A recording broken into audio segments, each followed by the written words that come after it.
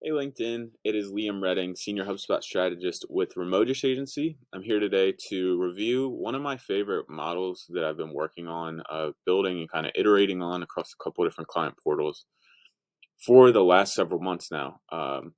It is one that I've particularly focused on and for one of my clients, but this is one of my favorite models. I think that's replicable across the majority of instances.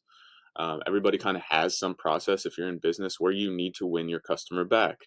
As long as we're tracking when that kind of threshold is met, when we need to win the contact back, then we can trigger win back workflows in order to accomplish that goal. So we've built out a couple different versions of these, particularly for one of my clients, and we've really refined it down. And they had a great idea to expand this beyond. Originally, it was just a 30-day model and into a 365-day win back, and what that would look like.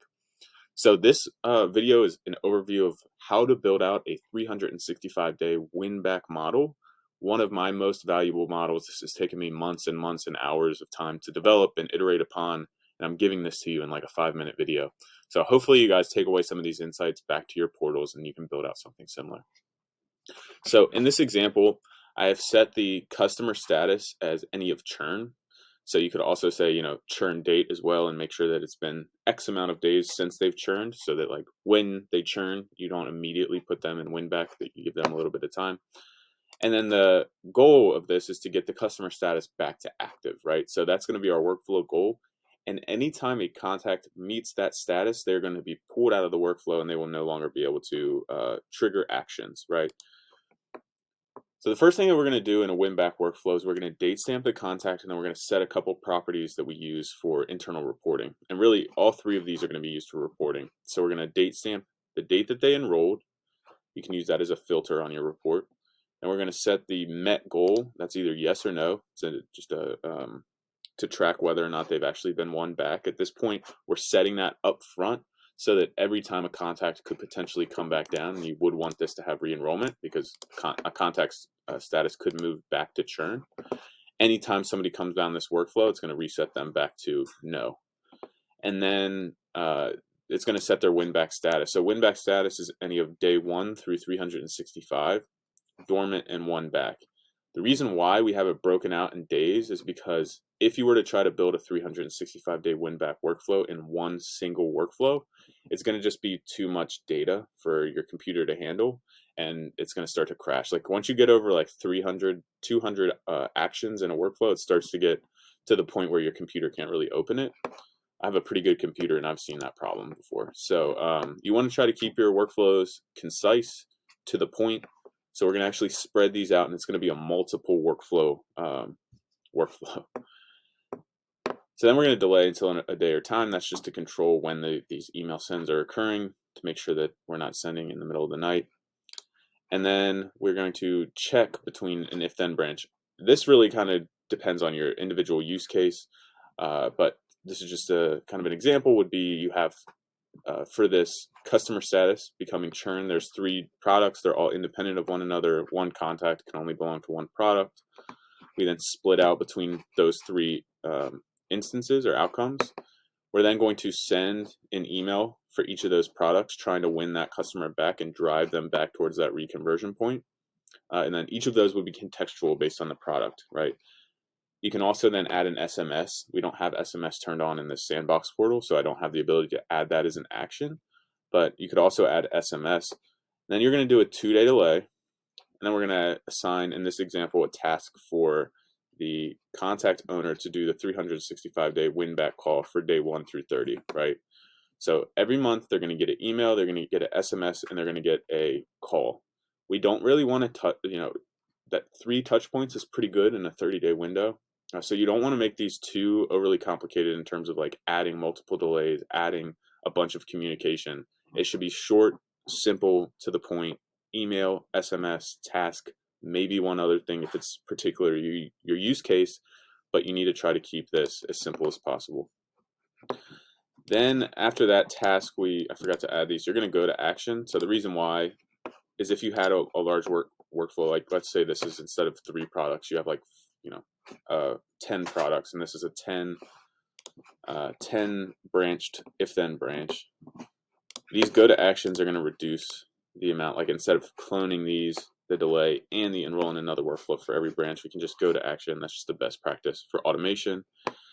And then this is where you break it out into your next 30 days, right? So we're not going to do day 1 through 60 all in one workflow. We're going to do day 1 through 30 in one workflow. And then at the end of that, we're going to set this 28 delay. So 2 plus 28, that's going to be your 30 days. And then you have this goal, any of active, if at any point in their journey while they're enrolled in this workflow and they're sitting in this 28-day delay, they become active, it's going to pull them out of the workflow. They will never be enrolled into the next one, right? And all of the workflows are going to have the same goal criteria. So if you say they're transitioning from one workflow to another, and during that transition they become active, the next workflow is going to identify that, and they're not going to receive any of the communications. So you're going to do this for day 31 through 60 is going to be the same, except we're going to remove the triggers, and then they're just going to be enrolled from the first workflow. Again, you don't need to set all the date enrolled, because that's for the first day that they started their win-back process. We just need to set the win-back status to day 31 through 60. And you're going to do the same thing, same model, and then you should add your go-to actions here. And you should do that for, the way that it's broken out is day 1 through 30, day 31 through 60, 61 through 90, 91 through 180, and 181 through 365. When you get to 181 through 365, I didn't create all of those and nest all of those workflows because it would take too long and it doesn't really serve a purpose for this video. But on that 365th day, if they go through that final long delay and they still have not been won back, we're going to set their status as dormant. And we can create contact lists off that. And we can also create like a master list for all of those products and use that as suppression to make sure that somebody who becomes dormant then can't be re-enrolled in this workflow, right? One final thing we have is the 365-day met goal. So the goal of these workflows is for the contact's customer status to become active, right? And we could say that a contact for this win back workflow, essentially the goal of it is to date stamp when we win back that contact, to mark met goal for 365 win back from no to yes, and then the status to won back. These are static properties. If you want these are going to be overwritten. Sorry, they're not static, they're fluid. They're going to be overwritten as a contact maybe continually goes through this process. One thing you may want to consider for win back, depending on your use case, is potentially building out like some kind of custom object to track that statically so you can see every instance of that occurring across the contact's record. Back up to the trigger here. We know that in these win back workflows, our goal criteria is customer status is any of active. So we've used that in combination with that win back status. So if it's anything other than won back and it's known, then we know if the customer has become active and this status is known, then we want to write them as being won back. The reason why we don't use the workflows, so you could say, they met the goal for day 1 through 30. The issue here is you can't use that for re-enrollment. So you have to play around with the re-enrollment here to make sure that you actually can build this in for re-enrollment if the instance exists where contacts could come down your workflow multiple times. So that's just one additional thing to consider. Again, this is one of my most valuable models. I use it across a lot of my portals. If you're looking for an expert to help build these out, we certainly specialize in this and can customize these type of builds. While they're great for a template to follow, a lot of the times where it gets tricky is each of those individual use cases and building that model out customized to your business operation. So that's what we do. If you guys are interested, remotish agency, Liam Redding, HubSpot strategist.